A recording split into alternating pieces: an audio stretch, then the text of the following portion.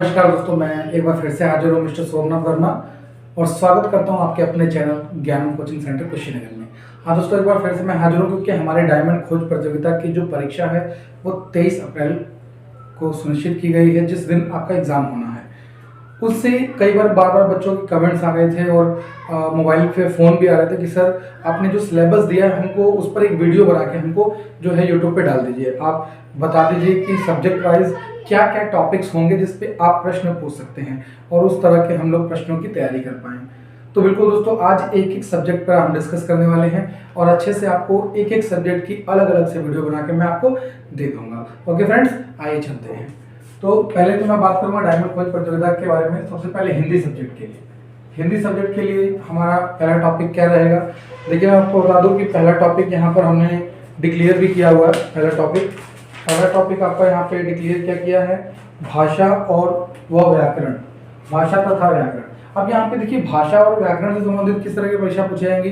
जैसे भाषा आप दो तरह की जानते हैं, एक मौखिक लिखित, इस तरह की भाषा होती है। हो सकता है आपसे पूछ दिया जाए कि भाषा कितने प्रकार की होती है, या व्याकरण से संबंधित कुछ क्वेश्चन कर दिया जाए। और भाषा और व्याकरण में चूंकि हम हिंदी सब्जेक्ट का पढ़ रहे हैं तो यहाँ से रिलेटेड, हिंदी व्याकरण से रिलेटेड प्रश्न आपका बन ही सकता है। तो भाषा और व्याकरण से रिलेटेड जो भी प्रश्न बनाए जा सकते हैं वो आपसे पूछे जा सकते हैं। ठीक, अच्छा, दूसरा टॉपिक हमारा है संज्ञा। दूसरा टॉपिक हमारा है यहाँ पर संज्ञा। अच्छा बच्चों, में ध्यान से देखेंगे, जो हमारा दूसरा टॉपिक बन जाता है यहाँ पे संज्ञा का बन जाता है।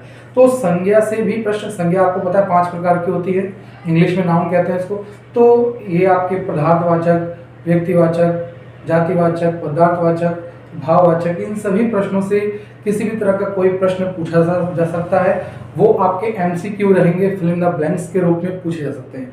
जैसे आपसे ये पूछ दिया जाए कि निम्न में से भाववाचक संज्ञा कौन सा है, तो आपको बताना होगा कि option A B C D में से कौन सा हमारा ऑप्शन सही है। ठीक है फ्रेंड्स, आइए अगला तीसरा टॉपिक हमारा सर्वनाम। यहाँ पर तीसरा टॉपिक बन जाता है हमारा सर्वनाम। तो सर्वनाम जो हमारा टॉपिक बनता है, यहाँ से आपसे प्रश्न पूछे जा सकते हैं। सर्वनाम में जैसे आपको पता है 7-8 प्रकार के होते हैं, कहीं 7 प्रकार, कहीं 9 प्रकार के माने जाते हैं।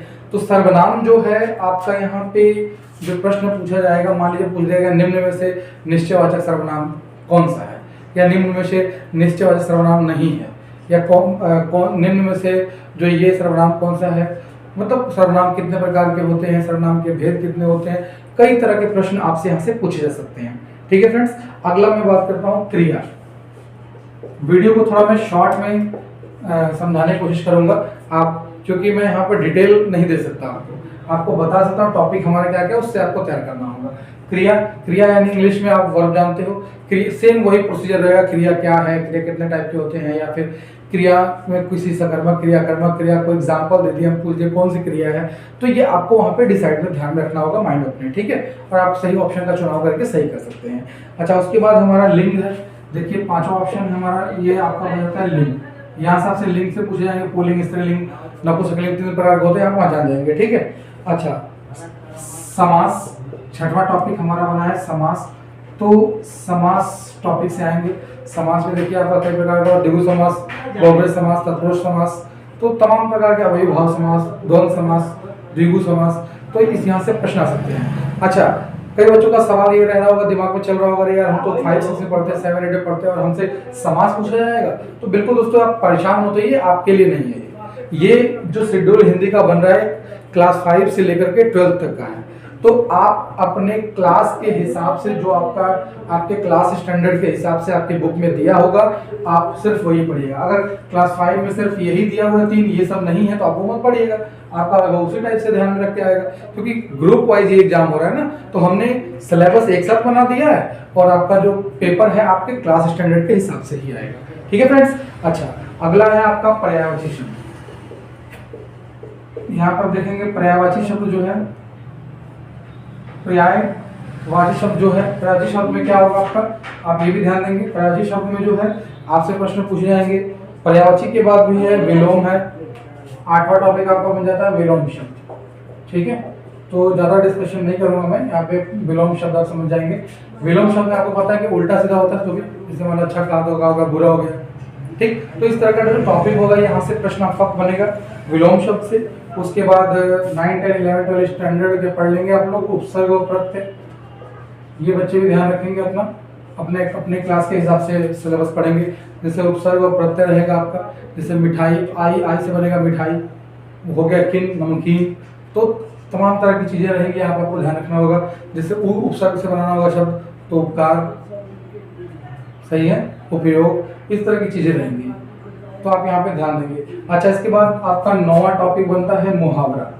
अच्छा, मुहावरा जो बनता है आपको पता है, ध्यान रखेंगे, मुहावरे और लघोक्ति, ऐसे 9 2 11 होगा, यानी भाग जाना, उसका अर्थ आपसे पूछा जाएगा, वाक्य प्रयोग नहीं, ठीक है। तो आप ये मुहावरे तैयार कर लेंगे। साथ ही सबसे इम्पोर्टेंट जो बन जाता है 10वां हमारा, शुद्ध और अशुद्ध।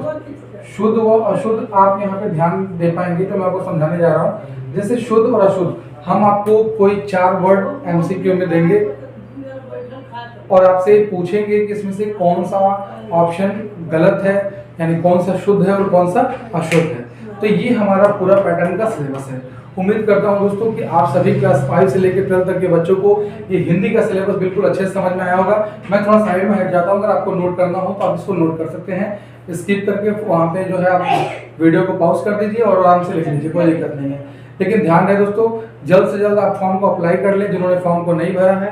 साथ ही दोस्तों, अगर मैं कहूँ हमारे चैनल पर नए जुड़े हैं तो चैनल को सब्सक्राइब कर लें, लाइक करना, शेयर करना तो दोस्तों बिल्कुल ना भूलें, क्योंकि इस प्रतियोगिता हर साल आपकी होनी है। तो मिलता हूँ दोस्तों मैं अगले वीडियो में नए लेक्चर के साथ। नमस्कार।